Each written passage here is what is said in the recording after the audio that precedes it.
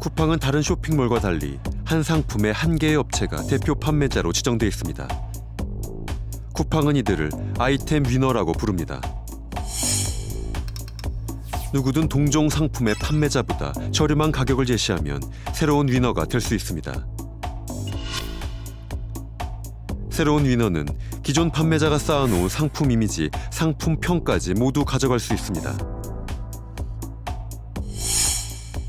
해당 상품을 검색했을 때 최우선으로 노출되어 사실상 독점적인 판매 권한을 부여받습니다. 판매자들은 쿠팡의 아이템 위너 제도에 대해 어떻게 생각하고 있을까? 지난 5년간 온라인 판매업을 해온 김종길 씨. 아이템 위너 제도가 도입된 이후 상품의 가격을 최대한 낮춰야 한다는 생각에 큰 스트레스를 받고 있다고 합니다. 좀 서로 계속 본인 제품을 확인을 해서 가격을 계속 내리는 싸움을 해야 되거든요. 그러다 보면 어느 순간 잠을 못 자고 핸드폰을 손에 쥐고 이제 잠에 드는 경우도 있고요. 이제 누가 더 내리나 그러다 이제 최하점까지 원가 밑으로까지 가는 경우들도 있거든요. 아이템 위너가 바뀌는 과정을 직접 확인해 보기로 했습니다. 상품 번호만 이렇게 저희 상품이 떠요. 먼저 판매하고 싶은 상품을 정한 뒤 기존의 아이템 위너보다 낮은 판매가로 입력하면 얼마 안 가 기존의 판매자는 밀려나고 위너가 바뀐 것을 확인할 수 있었습니다. 실제로 1,300여 개의 상품평과 이미지들을 모두 새로운 판매자의 것으로 가져올 수 있었습니다. 판매를 처음 하는 사람도 그 위너 시스템만 안다고 하면 그 제품에 대해서 위너로 내가 지금까지 쌓아놓은 걸 한순간에 가져갈 수 있는 시스템이거든요.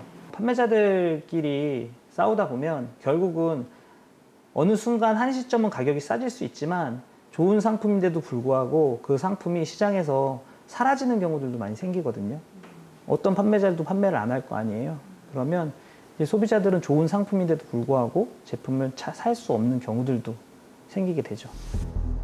다른 판매자가 쌓아온 상품평을 어떻게 가져올 수 있는 것일까?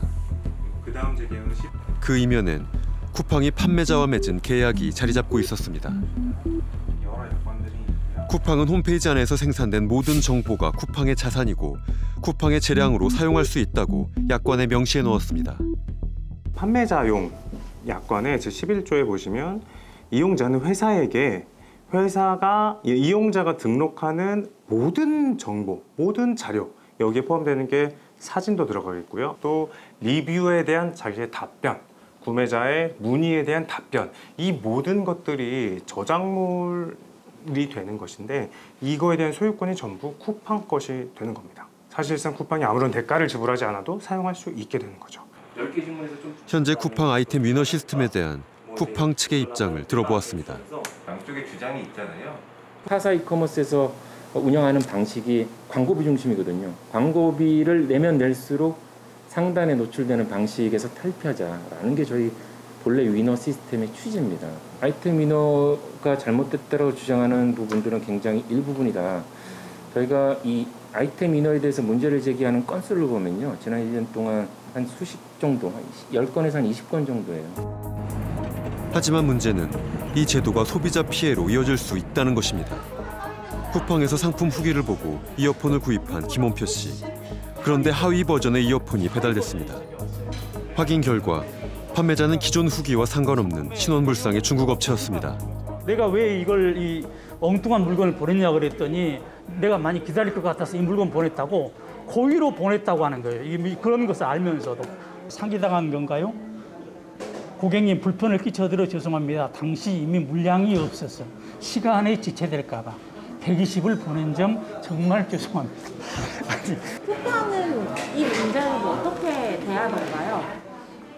그러니까 쿠팡에서는 이제 그거죠. 저한테 하루 이제 빨리 반품하고 끝냈으면 하는 게 쿠팡인 거죠.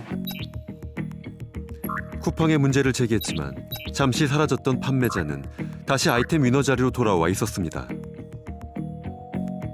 김원표 씨는 악용될 소지가 큰 시스템을 방치한 쿠팡에게도 책임이 있다고 주장합니다.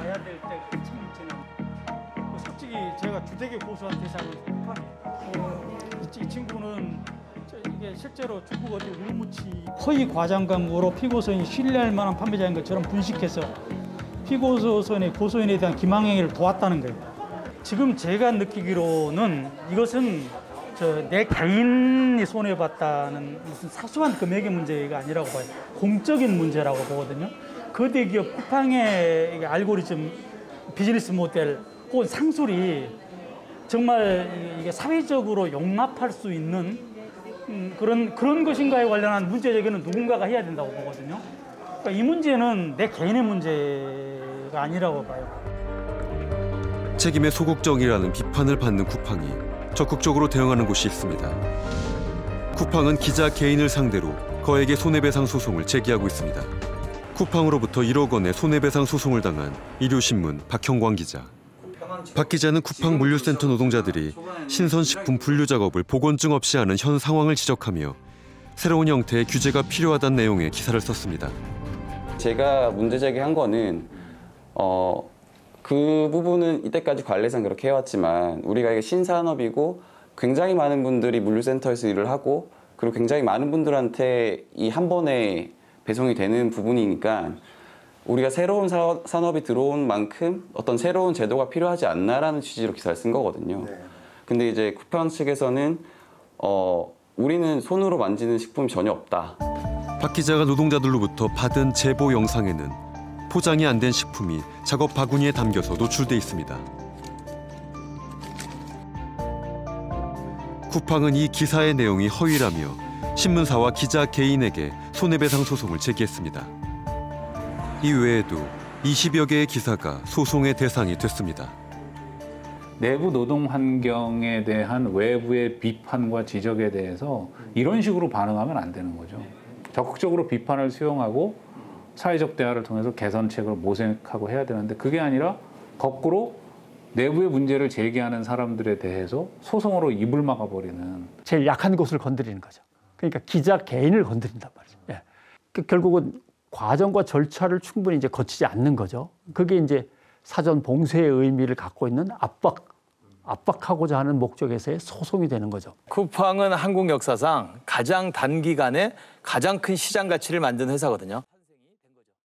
그러니까 너무 빠르게 성장했기 때문에 종업원들이라든지 사회적인 배려, 사회윤리라든지 뭐 이런 기타 중요한 과목에서는 지금 굉장히 좀 그 밸런스가 안 맞는 그런 모습이 아닌가.